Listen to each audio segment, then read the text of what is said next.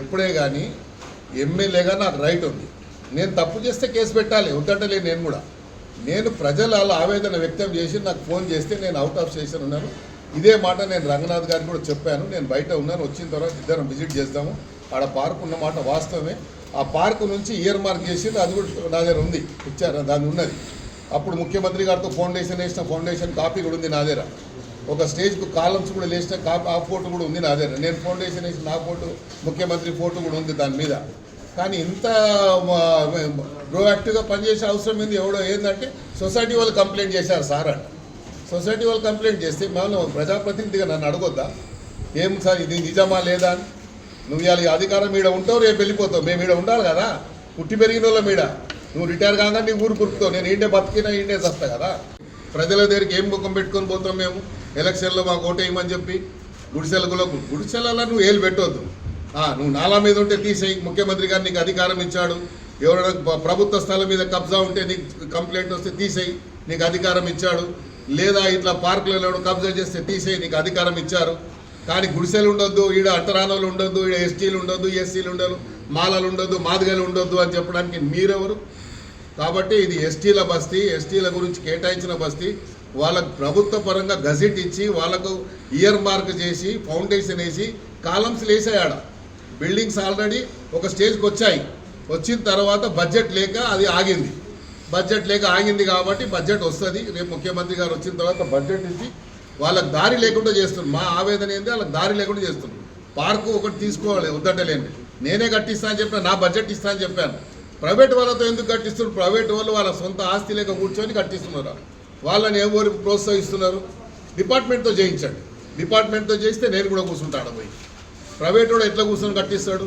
వానికి ఏమి అధికారం? అదే ల్యాండ్లో ఒక ఇద్దరు వ్యక్తులు దాని వెనుకనే ల్యాండ్లో బాగా చెప్తా కంపౌండ్ వాళ్ళు వేసుకున్నారు. అది కూడా చెప్తే నేను దాని మీద తర్వాత యాక్షన్ తీసుకుంటాడంట. గుడిసెలేమో ముందు కొడతాడంట ఆయన, వీళ్ళ మీద తర్వాత యాక్షన్ తీసుకుంటాడు. బిల్డింగ్ వెనుకనే పెద్ద పార్క్ అయిన బిల్డింగ్ వెనుకనే ఏం చేసి పెద్ద గార్డెన్ వేసుకున్నాడు. మరి అది కనబడతలేదా? ఎందుకు అది కానీ యాక్షన్ తీసుకోలేదు? బసవరాజు అని ఎవరు ఉన్నారు, ఆయన ఇంటి వెనుకకే వేసుకున్నాడు. మొత్తం 500-600 గజాలు మొత్తం బౌండరీ వేసుకున్నాడు. దాన్ని కూడా కంప్లైంట్ ఇచ్చాను, అది పట్టించుకోలేదు. ఇవన్నీ చాలా ఉన్నాయి. నేను అన్ని ఫోటోలు తెప్పించిన, నిన్ననే గూగుల్ మ్యాప్ కూడా తెప్పించాను. 20 ఏళ్ళ కింద ఎట్లా ఉండే ఏముండే అన్నీ తెప్పించాను. అన్నీ నేను రిపోర్ట్ ఇస్తాను. ముఖ్యమంత్రి ఏదున్నా కూడా వాడికి డబ్బులు ఇచ్చే కార్యక్రమం ప్రభుత్వమే చేస్తుంది కదా. అలా చేయకుండా వీళ్ళు చేసినటువంటి దీన్ని ప్రధానంగా ఇన్స్పెక్టర్ని అడిగేది ఉండే, నా పాత్ర ఏముంది, నేనేం చెప్పాను. నేను వచ్చి ఆ లేఅవుట్ తీసి చూసి అక్కడ 2-3 పాత్రికేయులు ఉంటే వాళ్ళకి చూపించాను. మళ్ళీ ప్రెస్ కాన్ఫరెన్స్ పెట్టి చూపించాను. అదే కాపీని నేను రంగనాథ్ గారికి పంపించాను, వాట్సాప్లో పంపించాను. నేనేం చెప్పినా ప్రజల యొక్క వారికి రాకపోకలు ఇబ్బందులు అవుతున్నాయి. మనం అలా ట్రైబల్స్ని మనము అంటరాని వారిగా చూడొద్దు అని చెప్పి నేను మెసేజ్ కూడా పంపించాను. దానికి నాకు రిప్లై రాలేదు. ఇలా పోతాను, ఇలా కాదు ఇంకా 100 కేసులు పెట్టినా నేను పోతాను.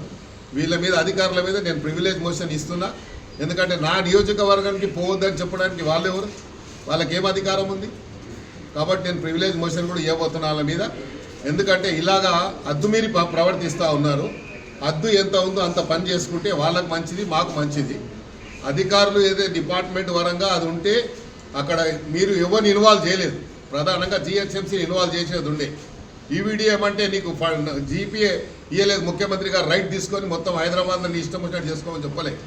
పార్క్ ఉంటే పార్క్ వాళ్ళని వీళ్ళు డిపార్ట్మెంట్ ఉంది, డిపార్ట్మెంట్ పిలిచి మీరు ఎందుకు ఇన్ని రోజుల నుంచి మీరు ఎందుకు తీసుకోలేదని వాళ్ళ మీద యాక్షన్ తీసుకోండి. ముందుగా ఈ పార్క్ ల్యాండ్ ఎందుకు ఇట్లా వదిలేసినారని వాళ్ళని అడగాలి ముందుగా. అవన్నీ ఏమి చేయలేదు. ఎవరో చెప్పిరంట, చెప్తే వాళ్ళు ఎవర్రా అని చెప్తే ఇక వాళ్ళ పేర్లు చెప్పాలంటే తర్వాత చెప్తా. ఎక్కడ చెప్పాలో నేను ప్రివిలేజ్ మోషన్ ఇస్తున్నాను, నోటీస్ ఇస్తున్నా. కాబట్టి ప్రివిలేజ్ మోషన్ ఇచ్చినప్పుడు ఏ డిపార్ట్మెంట్ వాళ్ళు సోమోటోగా కేసు పెట్టించారో దాని మీద నేను మాట్లాడతాను. నేను ఆల్రెడీ ముఖ్యమంత్రి గారి ఆఫీస్కి నేను జరిగిన సంఘటన అంతా పంపించాను. తప్పకుండా దీని మీద ఎక్కడ యాక్షన్ తీసుకోవాలో అక్కడ తీసుకుంటాం. ఎందుకంటే కొంతమంది ఆఫీసర్లకు కొన్ని ఉద్యోగాలు ఇష్టం ఉండదు. ఇదంతా ఏంటంటే ఇలాంటి ఉద్యోగం ఇష్టం లేక ఇక ఇట్లాంటి పనులు చేస్తే మమ్మల్ని తీసేసి ఇంకా మంచి ఉద్యోగం ఇస్తామని ప్రయత్నం చేస్తారు. కాబట్టి ఆ ప్రయత్నంలో భాగంగా మా మీద కూడా కేసు పెట్టిరేమో, సంతోషమే, దాన్ని వెల్కమ్ చేస్తాం. మా మీద ఇంతకుముందు గతంలో మేము ప్రజా వ్యతిరేక విధానాలకు పోరాడినాం. అప్పుడు చేసినప్పుడు 190 కేసులు ఉండే నా మీద. ప్రజా వ్యతిరేక విధానాలు తెలుగుదేశం పార్టీకి వ్యతిరేకంగా పోరాడినాం. ఇది కూడా ప్రజా సమస్యల మీద పోరాడుతున్నాం. ఇంకా 10 కేసులు పెట్టుకున్నా నేను భయపడను. ఇలాంటి ఆఫీసర్లు ఇంతమంది చూసినా ఇంతమంది పోయి నా ముందుకొచ్చి నేనేం కేర్ చేసేది లేదు. కాకపోతే మేము ప్రజాప్రతినిధిగా నా బాధ్యతగా నేను పోయే రైట్ నాకు ఉంది. ఎందుకు వచ్చామని అడిగే అధికారం వాళ్ళకి లేదు.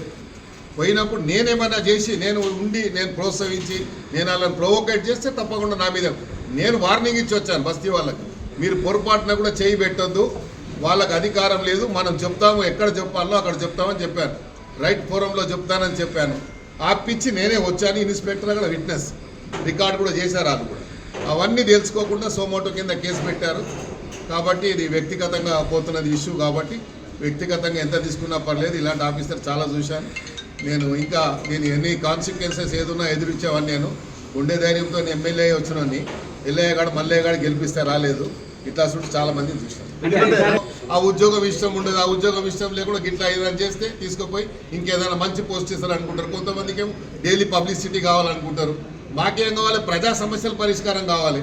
మాకేం మేము పబ్లిక్ లైఫ్లో ఇన్నేళ్ళ నుంచి ఉన్నాము, ఇన్నేళ్ళ నుంచి ప్రజల మధ్యలో ఉన్నాము, ప్రజా సమస్యలు తెలిసిన వాళ్ళము, ప్రజలు ఎట్లా ఎదుర్కోవాలి, కష్టాలు ఎదుర్కోవాలి తెలిసిన వాళ్ళము.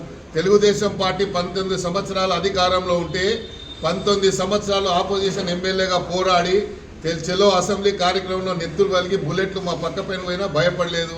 కేసులు అప్పుడు 190 కేసులు పెట్టారు. మేము భయపడ్డామా? ఇప్పుడు మేము భయపడతామా? ఇవన్నీ భయపడేటోళ్ళం కాదు. ఇది అనవసరంగా దీనికి రాజకీయానికి తెరలేపుతున్నారు. కాబట్టి ఎందుకంటే మళ్ళా అనవసరంగా వేరే ఇప్పుడు గుడిసెలు తీసేస్తే వేరే పార్టీ లోకుంటారా? ఇప్పుడు మేము GHMC